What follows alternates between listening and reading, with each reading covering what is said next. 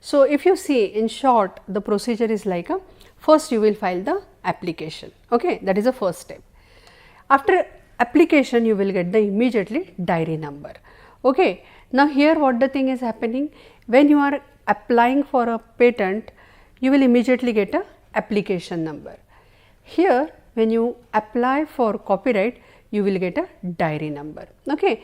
Then the next procedure we will go in the details, but next step is like a notice if by any interested person, that notices will be served, and if no objection is there, that is a obviously that registration will happen, but if objection is there, then hearing is there, and then after hearing registration will happen, okay.